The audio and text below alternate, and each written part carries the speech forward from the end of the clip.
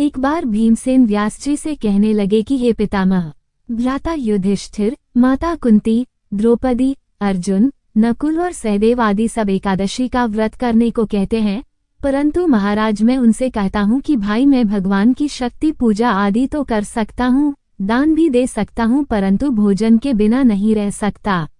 इस पर व्यास जी कहने लगे कि हे भीमसेन, यदि तुम नरक को बुरा और स्वर्ग को अच्छा समझते हो तो प्रति मास की दोनों एकादशियों को अन्न मत खाया करो। भीम कहने लगे कि हे पितामह, मैं तो पहले ही कह चुका हूँ कि मैं भूख सहन नहीं कर सकता।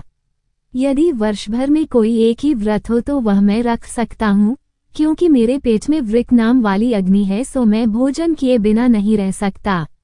भोजन करने से वह शांत रहती है, इसलिए पूरा उपवास तो क्या एक समय भी बिना भोजन किए रहना कठिन है। अतः आप मुझे कोई ऐसा व्रत बताइए जो वर्ष में केवल एक बार ही करना पड़े और मुझे स्वर्ग की प्राप्ति हो जाए। श्री व्यास जी कहने लगे कि हे पुत्र, बड़े बड़े ऋषियों ने बहुत शास्त्र आदि बनाए हैं जिनसे बिना धन के थोड़े परिश्रम से ही स्वर्ग की प्राप्ति हो सकती है। इसी प्रकार शास्त्रों में दोनों पक्षों की एकादशी का व्रत मुक्ति के लिए रखा जाता है। व्यास जी के वचन सुनकर भीमसेन नरक में जाने के नाम से भयभीत हो गए और कांपकर कहने लगे कि अब क्या करूं? मास में 2 व्रत तो मैं कर नहीं सकता, हाँ वर्ष में एक व्रत करने का प्रयत्न अवश्य कर सकता हूँ। अतः वर्ष में एक दिन व्रत करने से यदि मेरी मुक्ति हो जाए तो ऐसा कोई व्रत बताइए।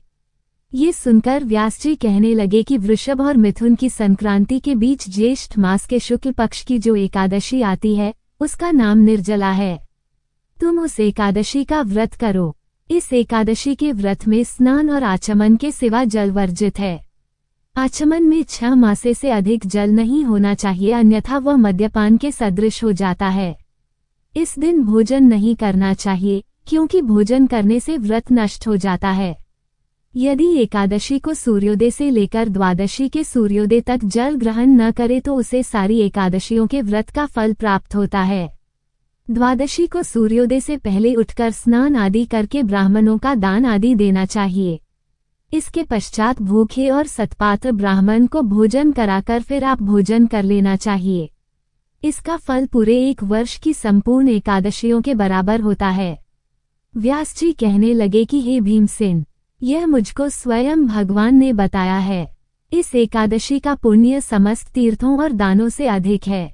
केवल एक दिन मनुष्य निर्जल रहने से पापों से मुक्त हो जाता है। जो मनुष्य निर्जला एकादशी का व्रत करते हैं उनकी मृत्यु के समय यमदूत आकर नहीं घेरते, वरन भगवान के पार्षद उसे पुष्पक विमान में बिठाकर स्वर्ग को ले जाते हैं। अतः संसार में सबसे श्रेष्ठ निर्जला एकादशी का व्रत है, इसलिए यत्न के साथ इस व्रत को करना चाहिए। उस दिन ओम नमो भगवते वासुदेवाय मंत्र का उच्चारण करना चाहिए और गोदान करना चाहिए। इस प्रकार व्यास जी की आज्ञानुसार भीमसेन ने इस व्रत को किया, इसलिए इस एकादशी को भीमसेनी या पांडव एकादशी भी कहते हैं।